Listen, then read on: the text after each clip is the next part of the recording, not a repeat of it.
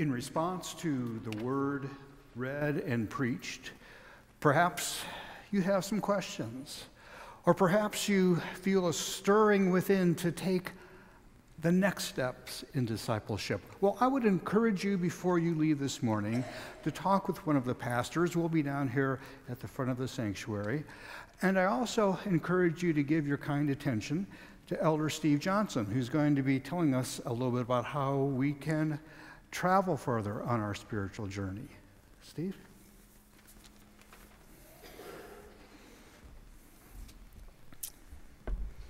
I find myself on a journey, a continuous one that's unpredictable, exciting, mundane, joyful, and sad. It can be solitary or in the company of many, full of great challenges I embrace and those I'd just as soon avoid.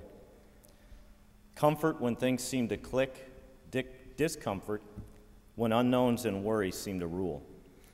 From the solitude of the early morning before anyone else is awake, to my children's sports events, to homework at the kitchen table and peaceful moments here at church, a trip to see family and friends, or my travels as a salesman to visit customers throughout my territory. It is an awesome journey. You'd think, though, with all that variety, that as a Christian, one constant through that would be my spiritual walk. Although I find more often than not it varies quite a bit too. Many times it's joyful, exciting, enriching, life-changing, but there are also times it seems to be so distant. Moments when the words of the Bible speak volumes to me, and those times when it seems to go silent. Sometimes I seem to feel God's very presence, and other times I seem quite alone. My spiritual journey is important, but can so easily be sidetracked by life and cast adrift within my day. Well, I mentioned that I travel as a salesman, and that puts me behind the wheel of my car quite a lot. And thankfully, when I get lost and redirected in those travels, I can turn to my GPS device to get me back on course. But what do you do when you're lost in life? What do you do when confusion and fear and selfishness move in on peace and faith and humility?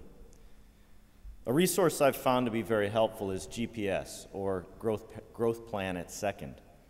GPS is a web-based tool seeking to provide those daily points of reference to turn our attention toward God. Those reminders that help keep us on the path toward becoming the people He intends for us to be.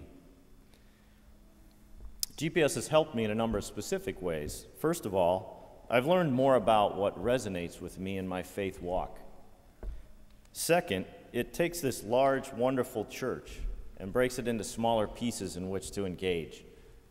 Third, I was able to choose my personal roadmap to lead me toward new and consistent ways of spending time with the Lord.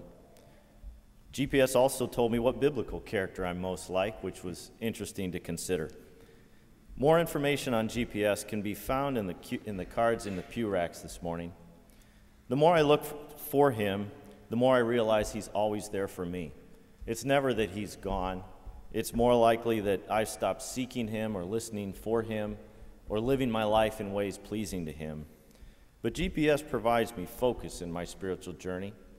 I hope GPS or some other mechanism serves that purpose for you. God bless.